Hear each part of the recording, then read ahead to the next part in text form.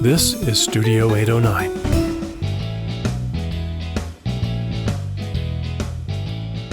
Hi, everybody. Welcome to the Outdoors Hiking Bob podcast. I'm your host, Hiking Bob Falcone. You can find me on my website at hikingbob.com, which has links to my social media accounts, my column at the Colorado Springs Independent, all the other podcasts I've done, my photography website, and also there's a link there that you can click to send me an email or subscribe to my email newsletter that comes out about once a week. All that stuff at hikingbob.com. So check that out. And if you have any suggestions, we'd love to hear from you there too. So as part of the Pikes Peak Give campaign, I'm one of the media partners with that. So what I'm going to be doing is bringing you a series of podcasts with groups that are in the campaign, and we'll talk about them, and they're going to tell you why you should give to them. And today we start off with the Catamount Institute, and we have two representatives there, and I'll let them introduce themselves to you. Hello, everyone. My name is Taryn Hill, and I'm an environmental educator at the Catamount Institute, as well as the volunteer coordinator. There we go. And I'm Billy Kinn. I'm the Director of Community Programs at the Catamount Institute, and as well as an educator on programs. Great. So let's start off with, who wants to tell us what the Catamount Institute does and how that relates to outdoor recreation? The Catamount Institute, we connect kids to the outdoors. That's our mission, and that takes a lot of different forms. Getting kids out in nature, out in the outdoors, in any way that we really can. We also do environmental science programming. We do outdoor recreation like climbing, rafting, hiking, anything at all is on the table. Letterboxing, hammocking, even the niche things.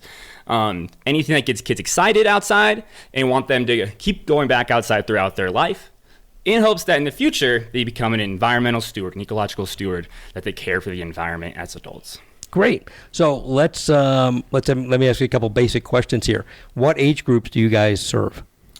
We serve pre-K all the way through 12th grade. So we have a preschool program. We do preschool field trips, and then for all the grades above that, we have different programs, camps. Am I getting ahead of myself? Where? Camps.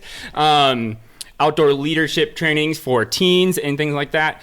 We even, we'll work with college students in a different capacity where we have them as volunteers, staff, interns, and we provide trainings for them as well. And we do dabble with adults, rarely, but here and there, yeah. Okay, great. So when you're out there with these kids, I imagine you're working with the school districts. Mm-hmm. So which school districts are you all working with? Nice. Probably all of them in Colorado Springs, D2, D11, D20, wide field security. We work with the entire Teller County Woodland Park School District, and we do work with groups in schools, not even in Colorado Springs. So we've worked with schools in the Aurora area, Wheat Ridge, Canyon City, Pueblo. So we're really all over. Yeah. Great. So you guys cover more than just the immediate Pikes Peak region, but you are covering the Pikes Peak region really well. So when the kids come to one of your programs, and like I said, you have different age groups. I'm sure that this is all structured very differently depending on the age group. Mm-hmm. What is it that you're teaching them? What are you, let's say you're starting off with kindergartners, you're starting off with preschoolers. What are you teaching them as opposed to what you're going to teach a 12th grader who's getting ready to go to college or do whatever? What are you teaching the preschoolers and kindergartners? So normally we teach the preschoolers and the kindergartners really just the basics, essentially what is a plant? What does a plant need? Really kind of helping dig into that initial curiosity and really just foster those questions that are going to come with being in nature. If they hear sounds, we try to kind of explore that aspect, or maybe even just the animals that are around them, just teaching them how to be comfortable outside when there are wild animals around, as well as teaching them how to respect them. It is important when we go out in nature that the kids do understand as well that we are going into a territory that also will have maybe some animals that you may not see every day, but That doesn't mean that they are necessarily scary. They just maybe need to kind of dig deeper and ask a little bit more questions and learn a little bit more. So you're starting off with basically, if I can, with a respect for the animals and the plants and stuff that are out there, so they know not to, I'm guessing, from seeing kids, I don't have kids, but I'm seeing kids out there, not to go trample over plants, and maybe you don't want to chase the squirrels away because they're doing something beneficial. And the same thing with I don't know, we can debate about whether raccoons are beneficial or not, but they just dig through my trash cans. So they're out there all the time. Tell the kids that they are beneficial. Yes. But between you and I. I'm sure that they are, but I actually have a family of raccoons that visits my house about 3 times a week, and there's like 6 of them, and they just wander through my yard, and I don't know what they're doing. But so you're teaching them so you're starting off with a basic respect and I guess understanding of what all is going on out there, so they have a better understanding. Because I guess it's easy for kids, if they don't know better, to kind of see something out there and it scares them. Like I imagine a kid who's not knowing any better would get scared by a squirrel, for crying out loud. I guess that's possible, right? One of my favorite parent feedback that we got one time was, we have a camp that's called Creepy Crawly Safari. It's for 6 to 8-year-olds, so really younger kids. And we focus, on that respect and that comfort in nature. And we drill that home even with bugs. Kids have an instinct sometimes to just smash a little bug. And my parent was telling us that their kid went out in the neighborhood with other kids and they were trying to get them to stop stepping on bugs. That's how far we take it, because we're trying to ingrain it really hard, from the jump. But also that comfort in nature that Taryn was mentioning, we really drive that home too. We meet a lot of kids who come here and they don't even feel comfortable sitting on the ground yet outside, let alone feel comfortable walking a trail, just a couple of people that aren't their folks, Okay. Do you do those with that preschool? Is that done with the schools? Do you bring the parents in with on any of these types of things, or how does that work? That's a great question. So we have a preschool program that we offer for people in the community, and it's called Cubs. Information's on our website. And with that format is having at least one parent or guardian with their preschool age kids, and they can have more kids come with them too. But that is meant to make sure they're easily being guided into comfort in the outdoors. They're not with strangers, when you're below 5, that can be unnerving. And our goal is to make sure it's positive, safe, welcoming experiences in the outdoors, so they automatically feel, quote unquote, at home in the outdoors. But we do work with preschools. In fact, I think it was this morning, we had 2 of our environmental educators out at the, Discovery Trails preschool doing a plant program with those kiddos. Okay. I'm glad you're teaching them too about to stay away from the poison ivy and stuff like that. Oh, for sure. We're really big, especially with not eating or tasting or anything like that in the outdoors. There you go. When I was a kid, I was notorious for getting into poison ivy, and I'd be turning pink from all the calamine lotion I'd have slathered on me by my mom as I was getting. That was rolling. You would swear I was rolling around in that stuff. So I wish I had this stuff when I was a kid, a very long time ago.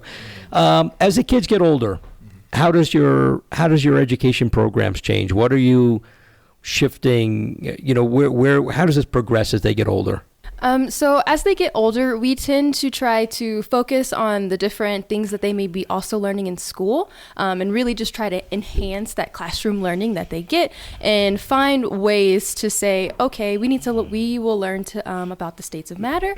How can we tackle this? And so we kind of break it down piece by piece, and then do a fun activity. So this Friday, we are actually going to be doing a field trip with Manitou Springs High School, and their 9th graders. We're learning about water quality. So this is very important, especially in the citizen science arena, if anyone's ever interested, just being able to feel like you can make a difference right there in your community by saying, oh, I went and tested the Memorial Park here in Manitou Springs, and I noticed that maybe some of these things are a little out of whack. And this is a really awesome opportunity for the kids to really learn a little bit more too, as well as they are getting older, that there are a little bit more things in nature that people such as wildlife managers or park rangers have to do as well. So I feel like it's a really great way also to segue into the career pathways as well with the older kids, because not everyone does have that chance to really get outside and recreate. How I really like to say that Catamount loves to try to find ways for kids to answer, how do I like to be outside? What is fun to me? Because I might like hiking, but someone else might really hate hiking, but they might like kayaking or something. There's no right or wrong way to be outside. And so it's really, really cool to be able to work from K through 12 and kind of build with them as they go, and whatever they're learning in school, we're right there just teaching them that environmental science aspect of it all. Great. Do you use tools like iNaturalist and stuff like that to run it? Billy's jumping out of his skin to answer that question. Well, just, I mean, personally and professionally, massive fan of iNaturalist. And other citizen science apps as well.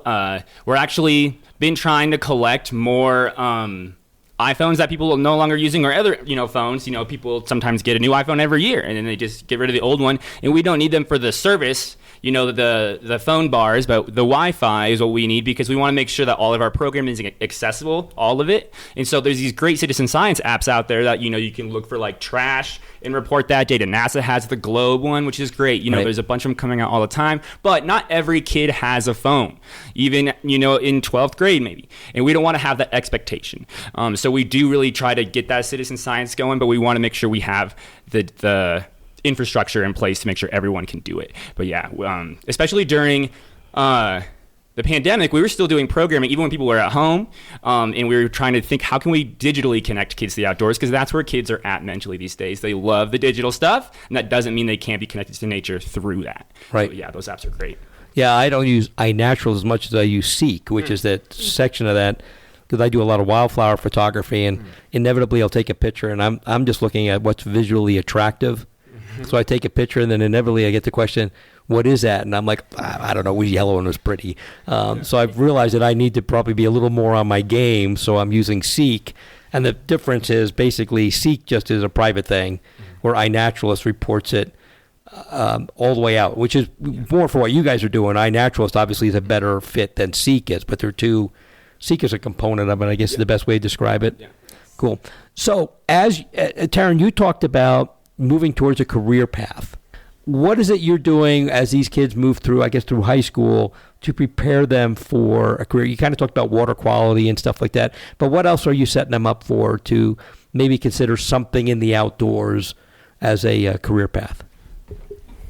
So we have an amazing program called BOLT. It stands for Building Outdoor Leaders Today. And it is a really awesome program that allows kids to feel empowered outdoors. A lot of these kids, too, that come to those programs didn't grow up having that access to nature, and they also don't always have that same level of comfortability as maybe some of their other peers. And so it's a good opportunity to take them out to do trail work, show them, like, we do a lot of partnerships with Renfi, and we've been to Moab, we've been doing stuff also, I think, and we went to Fruta as well. And it's also another partnership we do with Kids on Bikes as well, because Kids on Bikes, they try to bring the mountain biking aspect to it all. So that way they get the recreation of mountain biking, and then they get the career pathway of maybe trail work if they want to with Renfi. And then they also get introduced to a couple of our other partners too for different careers as well. Excellent. The BOLT program has been super great. What I like about the BOLT program is, we spend a lot of focus on the career things. So we'll have a couple of days where we're just visiting different sites and getting some hands-on stuff like wildland firefighters and things like that. In the first year we did BOLT, we actually had a couple of our high school students who were already accepted into programs actually change their majors to natural resource related degrees like wildlife and stuff like that after their experience looking at the career options that were out there. We met with different land managers from the Bureau of Land Management and things like that too. And it's something that I really wish that I also had when I was at that age, when you're trying to think about what my next steps are. So I guess one of my next questions is that this is, Colorado Springs is a kind of a transient town, a lot of military here, but it's also a big town. So, I mean, it's not like we're changing our entire population over, every couple of years, but it's still a pretty transient town. Do you have any idea, and if you don't, that's fine, about how many people you're seeing, especially the younger kids or maybe middle schoolers, who this is their first opportunity to really enjoy the outdoors? I mean, is a significant number of your I want to say students, but I'm not sure if that's the right word, the students that you have come through here? I would say so, for sure. We definitely have those who feel super comfortable and already know how to put up a tarp shelter on their own or whatever. But then we have a lot of students, and I grew up in the Springs, so this was definitely eye-opening to me for sure, even though I've already been in this career for a while.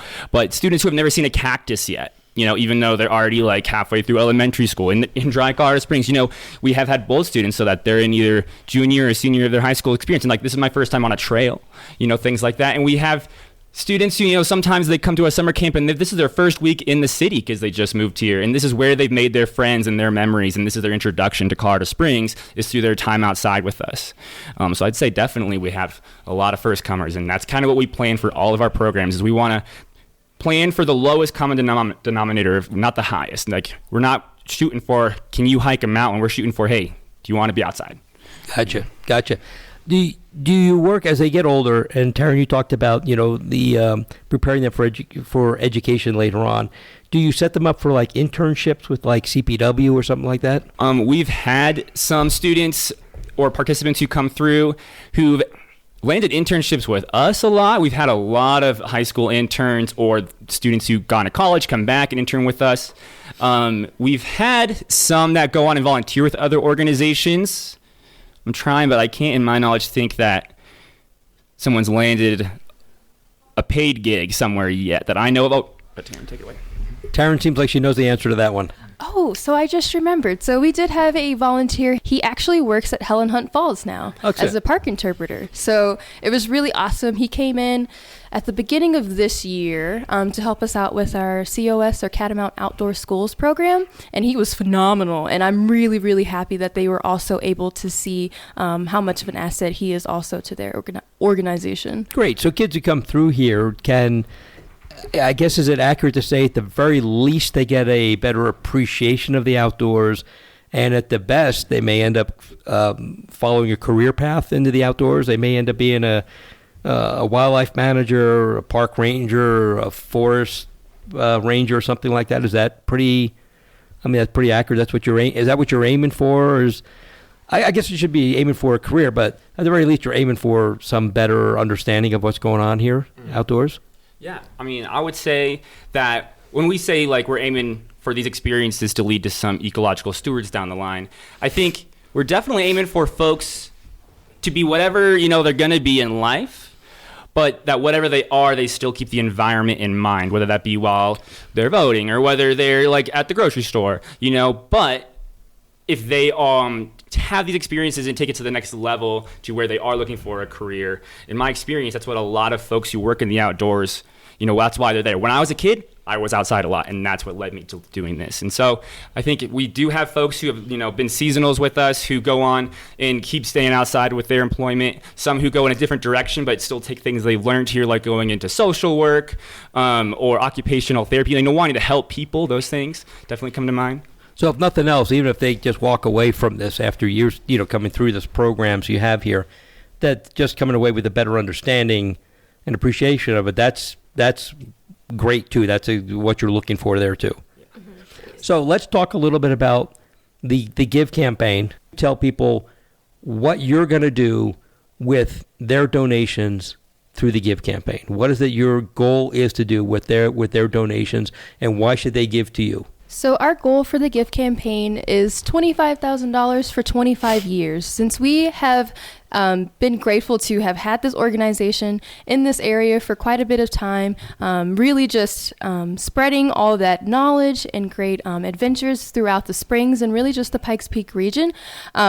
We want to try to lessen the financial burdens that can sometimes come with programs that we do, and just make sure that we allow people from all different walks of life to still enjoy what we do and still get a piece of understanding, or get a piece of being educated outdoors in nature and having fun at the same time through their adventures. So you kind of mentioned it there. If somebody comes through this program, who is picking up the cost? If they go through a school, I imagine the school's picking up the cost. Is that safe to guess, or how does that work? It really, like, all of our programs have a scholarship potential. Even if a teacher wants to take their kids out here on a field trip, they can apply for a scholarship, as well as a family for their kids to come to camp. And so far, we've been able to almost supply anyone who asks for a scholarship because of these funds we get through this Give campaign. We will foot the bill for an entire camper's entire, $700 or $800 experience, or an entire 5th grade class for the whole school. Sometimes we can even cover transportation fees for folks, So the goal here is to get people into this, but also to make it sure that it is, like you said, not a cost burden. So if anybody who wants to come through this, if they can't normally afford it, you're going to find a way to help them be a part of this, be a part of one of your programs here. Mm-hmm. Yes. Yes, that is ultimately our goal, really just breaking down that barrier and really showing people that, hey, this is an opportunity that you have, and here it is, and we are hopeful that, you will be able to take something away from this experience. Gotcha. We provide gear, too, for anyone who needs it as well, food, water. We just want to make sure that no matter where you came from, you can be out here doing anything anybody else can. Everybody's equal once they get out here. So give me an idea, how many people do you see, how many children, mostly it's children, do you see come through here in your programs in a year? So we see about 8,000 kids a year. Wow. Yes. So this has been really monumental to be here and to have the opportunity to teach the children throughout the Pikes Peak region. So hopefully continue that for many years as well. Okay. So I imagine and I imagine you see the same kids come through here at different stages as they go through school. Is that pretty accurate to say? Oh, definitely. Especially in a lot of schools where we do what's called our Catamount Outdoor Schools program. We'll see every kid in every grade every year from K through 5th. And it's always a little bit of a heartbreaker when they're in their last, 5th grade semester with us. And we're like, so are we going to do outdoor schools in middle school? And we're like, we want to. But we need, the funds to be able to expand, make sure we can hire more staff, more quality educators, and support them. But yes, for sure. Gotcha. That sounds great. I guess we'll kind of, wrap this up by asking you guys if there's anything you want to mention that I haven't asked you about. I would say, we are in Colorado Springs. We're in Colorado. We're on the Front Range. And it's easy to think that the outdoors are just there for anybody. But, you might some people might know this, but our bus system in Colorado Springs does not go to the trailheads. There's a lot of barriers for people who see the mountains every day and they may never go to them. And that's what we're here to do. It's easy to do our job in Colorado Springs, luckily, because there's so many great things here. But we just got to make sure people have those opportunities and have that access. I guess it's a good point to bring up, too, because it's one of the big things that as a outdoor recreation community we're looking at is access for everybody, equitable access for everybody. And that it's easy to get lost in the fact that even though we're right up against the mountains here, they're not always so easy to get to. There's not, like I said, public transportation to get people to all these different things. So you're doing this is kind of bringing in people who may not, for example, if they live on the far east side of town and all the mountains and trails are on the west side of town, that's a barrier to people, and maybe they're not always able to overcome that, even though it's easy to think it's just across town. That's not always so easy to do, is it? No, especially if you're not raised in that environment. Like I was very privileged to be raised by an Alaskan man, who we happen to be in Colorado Springs eventually. But some folks, families might not come from that background. That doesn't mean they're not interested or their kids aren't interested, but they still, need a stepping stone. They need that introduction. They need that connection, and that's what our aim is for sure. Excellent. Well, Taryn and Billy, thank you so much for spending time. Thanks for the great work